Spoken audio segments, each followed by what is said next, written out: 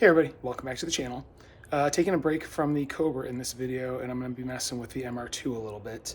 Finally have some nice weather coming through, and I know car show season is going to be starting probably within a month or so, so I do need to start getting to work on things. So this video, first thing I'm going to do is get this thing running, because I have not run it probably about 3 months.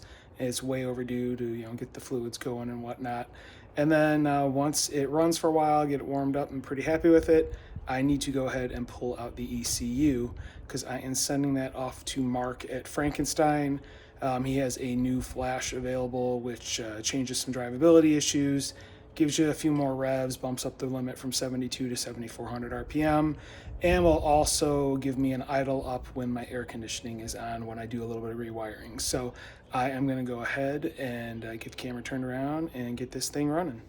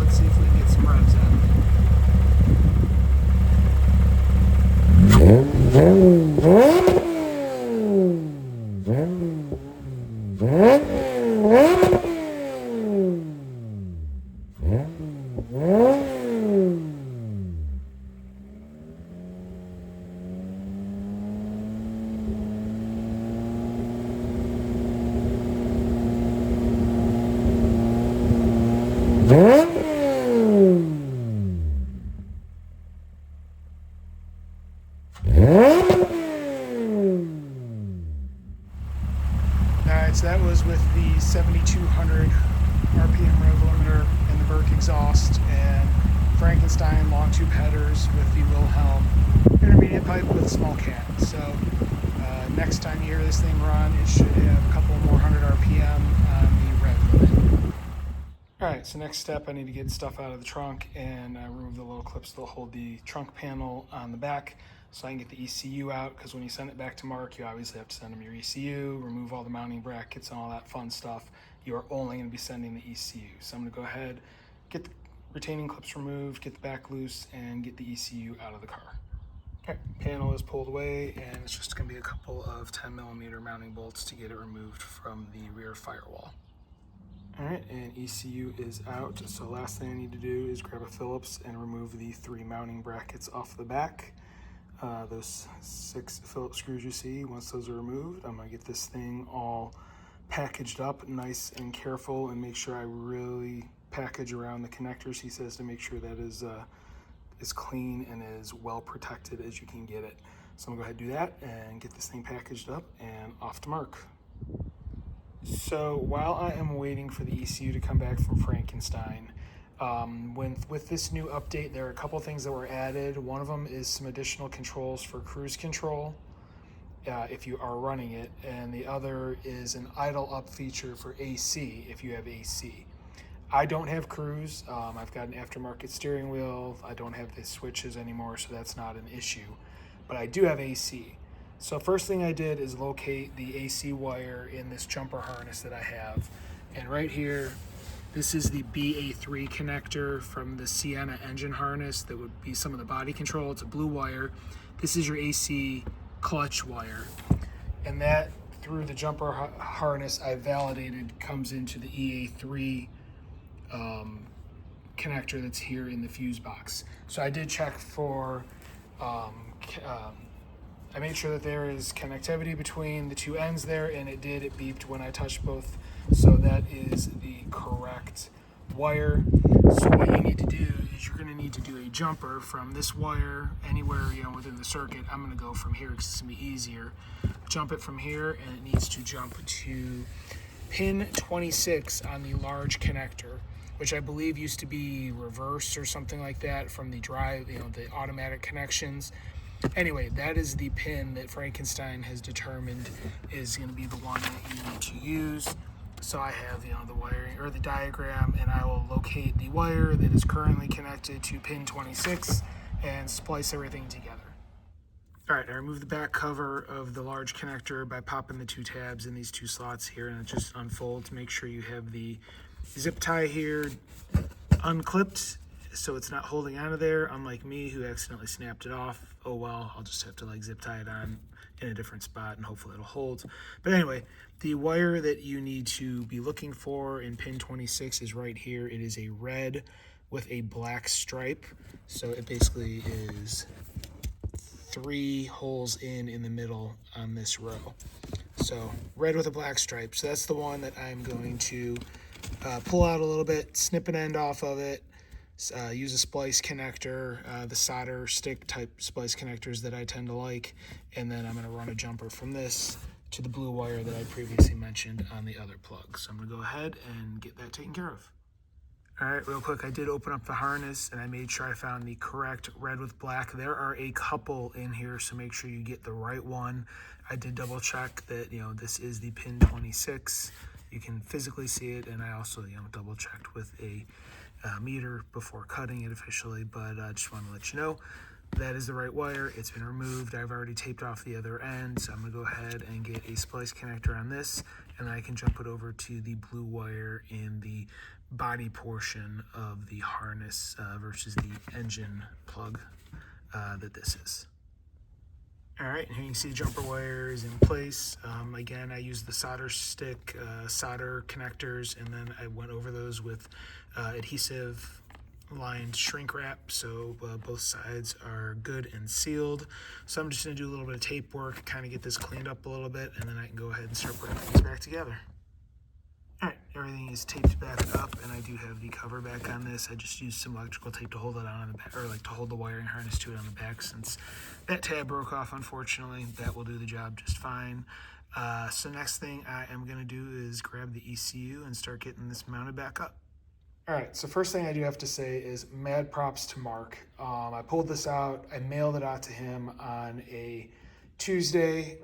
I had it back in my hands on the following Sunday. So 5 days, had the ECU back. So very impressed with that turnaround. Thank you, Mark. It is definitely appreciated. So that being said, what I need to do is go ahead and get the mounting brackets put back onto the ECU. And then once I have those reinstalled, I can get the wires plugged back in and get this thing mounted back up to the rear firewall. All right, and the mounting brackets are reinstalled. For anybody who has one of these, here's, you know, the one side, how they go on, and the other side and where they mount. And here you can see now I have a 7,400 RPM redline with a 3-inch mass air. I'm keeping the old pipe, and then he has some of his other calibration stuff now on a decal that he puts on the ECUs. So it is all good to go, and this was my original ECU. I did verify, you know, the markings, the numbers that are on it, things like that. So he did get it back to me in 5 days. So next thing to do is get this thing plugged in and then get it mounted up to the firewall holes using the 3 10mm bolts.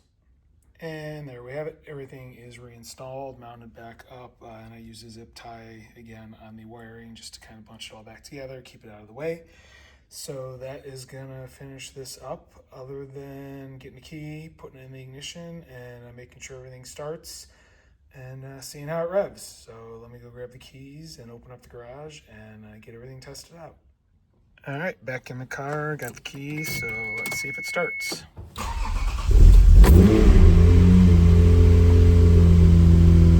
All right, well that's a good sign, fired up.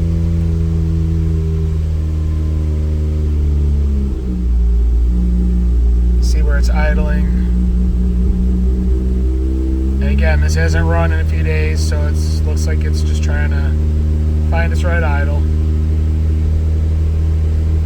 So I'm gonna let this warm up a little bit, get everything figured out, and then I'll come back once it's up to temp because I want to check the AC, see if that idles or if it does the idle up like it's supposed to. So I'll bring you back here shortly.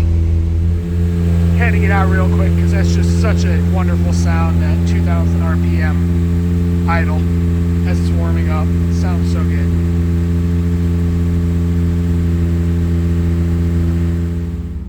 Well, it's been running for a while and you can see it's up to temperature, but you can also see the idle's hanging about 1500 RPM right now. So I'm gonna reach out to Mark, see if there's something that I need to do, adjust or whatnot, and come back to this because yeah, it's, you know, it's getting temperature. I mean, the oil's actually starting to get temperature, as you can see. So it's been running for a while, and yeah, it still is not coming down as far as the idle goes. All right, so it is the next day, and I did message Mark last night regarding the idle issues. Learned in that conversation that, you know, the idle circuit is pretty complex in these computers, and it is constantly learning and evolving, and has all kinds of sub trims, things like that that it can do. So going forward, my plan of attack is first, I'm going to check for vacuum leaks, make sure nothing popped off or something like that. Shouldn't have. I haven't really messed with the engine, but you never know. Second, I'm going to do some starts, let it run, turn off, and see if maybe it corrects itself. It very well might, being that the ECU has that adaptive capability. Also, probably will hook up a scanner to it and just start reading, you know, live data as far as, you know, throttle position, vacuum, all, you know, all those parameters, and maybe videotape that and send him just some information, see what's going on with that, if he can, you know, see anything. And then the last issue, or the last thing that I can do, is if none of that works, it'll be just adjusting the throttle blade position. You can pop out the epoxy in the throttle body, and there's a screw where you can adjust the throttle blade position and bring the throttle down, or the idle speed down. So that's where I'm going to go with that. So more to come on the idle issue after getting the ECU updated. So with that being said, I am going to end the video here. So if you like what you're seeing, you want to follow along, see what happens, please hit like, please hit subscribe, please hit the notification bell. If you have any questions or comments, please leave them in the comment section below. I do review them and I will reply. I have a second channel related to firearms. If that's something that interests you, check it out. There is a link in the description to this video. Also have some merch for sale. You might see some items below the video. If not, there is a link to the store in the description as well. And that being said, thank you very much for watching and have a great day.